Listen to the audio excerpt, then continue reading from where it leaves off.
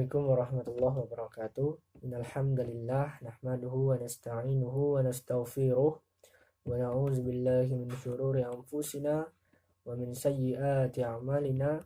Man yahdihillahu fala mudhillalah wa man yudlil fala hadiyalah. Asyhadu an la ilaha illallah wa asyhadu anna Muhammadan abduhu wa rasuluh la nabiyya ba'da. Perkenalkan, nama saya Rio Mizianto dengan NIM 1953-1147. Saya mahasiswa semester 6 Institut Agama Islam Negeri Curug.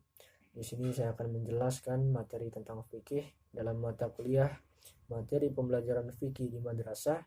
Dosen pengampu adalah Ibu Asri Carolina MPD. Kemudian di sini saya akan menjelaskan yang pertama adalah konsep fikih dan ibadah, yang kedua kepengurusan jenazah dan hikmahnya, yang ketiga zakat dan hikmahnya.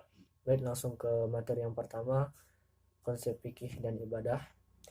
Ulama fikih mendefinisikan sebagai sekumpulan hukum amaliyah yang akan dikerjakan yang disyariatkan dalam Islam. Kemudian fuqaha membaginya menjadi dua, yakni yang pertama adalah memelihara hukum furu' secara mutlak atau sebagiannya. Kemudian yang kedua, materi hukum itu sendiri baik secara bersifat qat'i maupun bersifat dhanni. Baik, yang kedua, ruang lingkup fikih. Ruang lingkup fikih yang terdapat pada ilmu fikih adalah semua hukum yang berbentuk amaliyah untuk diamalkan oleh setiap mukallaf atau setiap orang. Kemudian konsep ibadah. Ibadah adalah semua bentuk pekerjaan yang bertujuan memperoleh ridho Allah dan mendambakan pahala darinya di akhirat.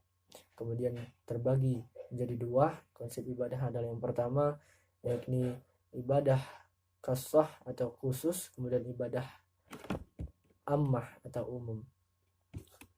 Kemudian yang ketiga, prinsip-prinsip ibadah. Yang pertama adalah niat, kemudian ibadah yang tulus kepada Allah, kemudian menjadikan Rasulullah sebagai teladan, seimbang dunia dan akhirat, keharusan menjadikan ibadah dibangun atas kecintaan kepada Allah, kemudian ibadah tidaklah gugur kewajibannya pada manusia sejak balik meninggal.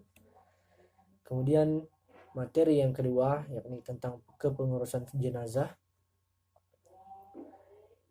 Pengertian kepengurusan jenazah atau mengurusi jenazah yakni adalah amal soleh yang dilakukan seorang muslim atau muslimah yang menolong saudara muslimnya yang tiada berdaya disebabkan telah terpisahnya ruh dari jasadnya karena kepastian Allah Subhanahu wa taala. Kemudian kepengurusan jenazah ini terbagi menjadi 4, yakni yang pertama memandikan jenazah, kemudian mengkafani jenazah, yang ketiga mensalatkan jenazah, setelah itu yang keempat menguburkan jenazah. Kemudian hikmah mengurus jenazah. Yang pertama adalah menyadarkan diri untuk selalu mawas diri dalam hidup.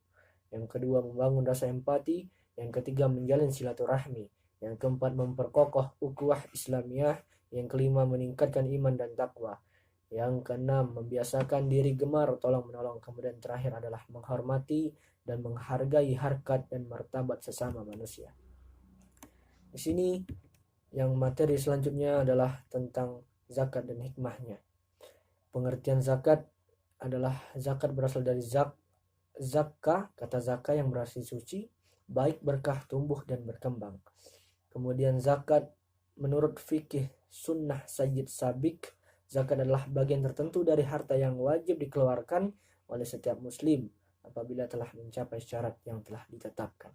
Baik, yang selanjutnya adalah landasan zakat. Landasan zakat ini terdapat dalam surah At-Taubah ayat 36, kemudian surat Al-Baqarah ayat 177, kemudian Ali Imran, Al-An'am, dan Ar-Rum ayat 39.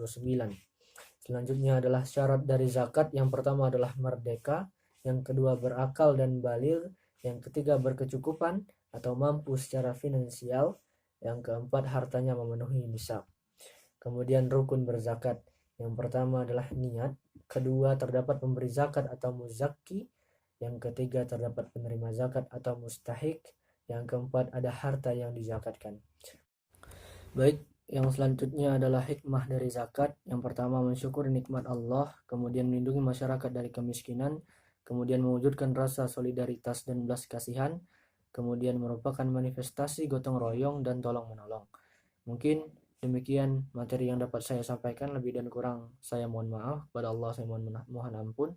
Semoga berkah dan bermanfaat. Assalamualaikum warahmatullahi wabarakatuh.